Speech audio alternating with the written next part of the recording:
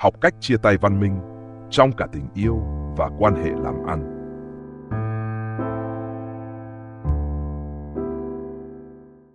Khi một kết thúc không phải là thất bại. Chia tay là điều hầu hết mọi người đều muốn tránh, nhưng lại là điều mà ai cũng phải đối diện ít nhất một lần trong đời. Dù là tình yêu, tình bạn hay sự hợp tác làm ăn, chúng ta lớn lên bằng những cuộc gặp, nhưng trưởng thành bằng những cuộc chia tay. Và sự trưởng thành ấy sâu đến mức đôi khi nó đau, đôi khi nó buộc ta im lặng, và đôi khi nó đòi hỏi ta phải học lại cách kết thúc một điều gì đó. Điều lạ lùng là con người rất giỏi bắt đầu nhưng lại rất vụng về trong việc kết thúc. Ta biết cách gây ấn tượng ban đầu, biết cách thu hút, biết cách bắt tay, biết cách trình bày, biết cách thể hiện mặt tốt nhất của mình. Nhưng ta gần như không được dạy cách ra đi, cách khép lại, cách nói lời tạm biệt mà không để lại vết thương sâu. Vì vậy, không ít người chọn cách kết thúc xấu xí, im lặng bỏ đi, trốn tránh, cắt liên lạc, hoặc thậm chí làm tổn thương nhau một lần cuối trước khi buông tay. Nhưng sự thật rất đơn giản, một mối quan hệ kết thúc không biến ta thành người xấu, nhưng cách ta kết thúc mới định nghĩa phẩm chất của ta. Văn minh không phải là yếu đuối. Văn minh là bản lĩnh, là sự kiềm chế, là khả năng rời đi mà không làm người ở lại cảm thấy mình bị xúc phạm. Văn minh là khi ta hiểu rằng kết thúc không phải lúc nào cũng là mất mát. Đôi khi kết thúc là một cánh cửa mở, một sự giải thoát, một dấu chấm cần thiết để cuộc đời có thể viết tiếp những câu hoàn chỉnh hơn. Sự thật khó nghe. Không phải ai cũng đi cùng ta tới cuối đời. Con người thường ảo tưởng rằng những mối quan hệ quan trọng một khi đã có được thì sẽ bền vững mãi mãi.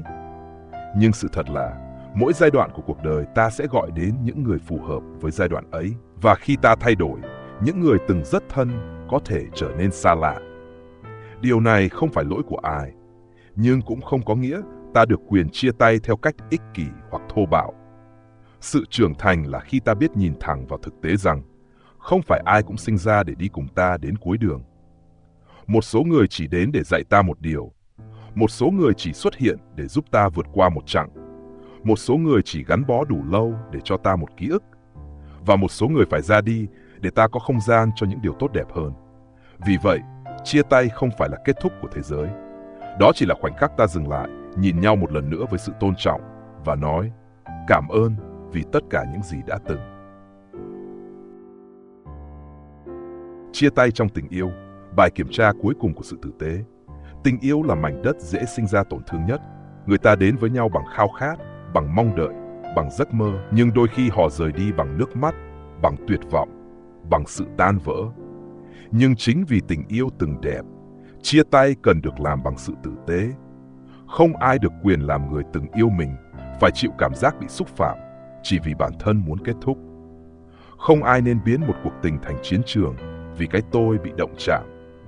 Không ai cần phải nói những lời độc ác để tự bào chữa cho quyết định rời đi của mình. Văn minh trong chia tay tình yêu là nói sự thật nhưng không tàn nhẫn, nói về cảm xúc của mình, không đổ lỗi, giữ ranh giới nhưng không đóng sầm cửa lại, giữ sự tôn trọng ngay cả khi cảm xúc đã nguội lạnh. Tử tế không làm ta mất mát gì, nhưng vứt bỏ phẩm chất ấy, ta mất chính mình. Tình yêu kết thúc, nhưng phẩm giá không được phép kết thúc theo. Chia tay trong công việc, dừng hợp tác không có nghĩa là trở mặt. Trong làm ăn, kết thúc đôi khi còn phức tạp hơn trong tình yêu. Tiền bạc, trách nhiệm, quyền lợi, uy tín, tất cả đều trở thành những mảnh thủy tinh dễ gây đứt tay nếu ta không cẩn thận.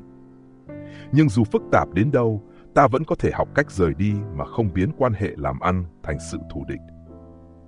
Văn minh trong chia tay công việc là khi ta hiểu, không hợp tác nữa, không có nghĩa là không tôn trọng nhau nữa. Nó là trưởng thành trong kinh doanh không nằm ở điểm xuất phát, mà nằm ở cách ta kết thúc những hợp đồng. Thông báo rõ ràng, không lấp lửng. Giải quyết trên giấy tờ, không dùng cảm xúc. Giữ lời hứa, kể cả khi quan hệ đã chấm dứt.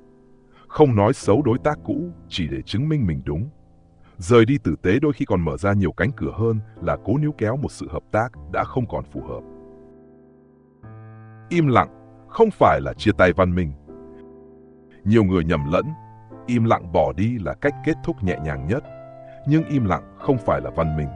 Im lặng là trốn tránh, là buông một người vào khoảng tối của sự không chắc chắn, là để họ tự tưởng tượng ra những lý do còn tệ hơn sự thật. Văn minh là minh bạch, văn minh là nói lời cuối cùng, dù ngắn, dù khó, nhưng đủ rõ để người kia hiểu rằng không phải do họ thiếu giá trị, mà chỉ do cả hai không còn phù hợp. Đôi khi chỉ cần một câu, cảm ơn vì tất cả, nhưng chúng ta không thể tiếp tục nữa, cũng đã là quá đủ để ai đó không còn cảm thấy mình bị bỏ rơi. Mọi cuộc chia tay đều cần một ranh giới mới. Sau khi rời đi, điều quan trọng không phải là ta có thể giữ liên lạc hay không. Điều quan trọng là ta thiết lập được ranh giới đủ lành mạnh để không khiến nhau tổn thương thêm. Trong tình yêu, đó có thể là việc dừng nhắn tin mỗi ngày. Trong công việc, đó có thể là việc không can thiệp vào hoạt động của nhau sau chia tay. Trong quan hệ bạn bè, đó có thể là việc giữ khoảng cách để không làm khó cảm xúc của nhau.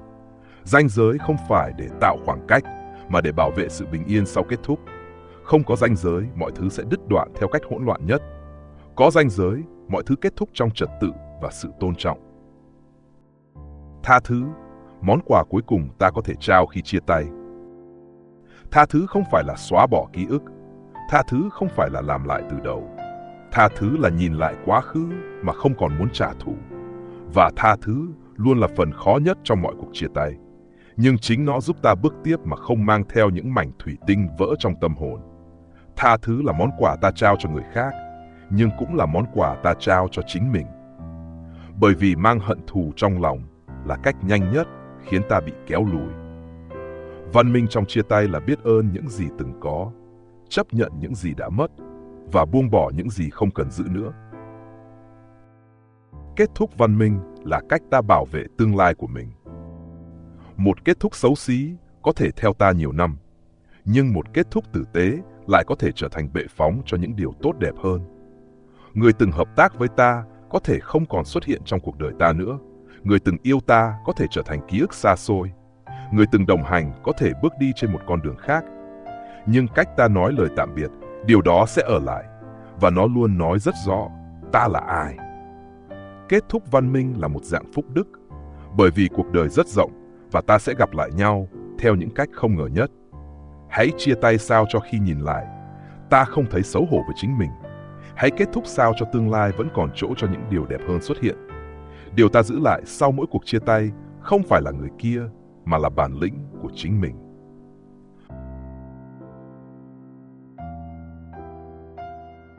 Như vậy, các bạn đã ở lại đây đến giây phút này. Tôi thật sự trân trọng cách các bạn lắng nghe. Nếu thấy những gì tôi chia sẻ là hữu ích, hãy nhấn thích video, đồng thời theo dõi kênh và bật nút chuông thông báo để không bỏ lỡ những phần tiếp theo. Cũng đừng quên chia sẻ video cho người khác, vì đó chính là động lực để tôi tiếp tục công việc của mình. Xin chân thành cảm ơn các bạn và hẹn gặp lại trong những video tiếp theo.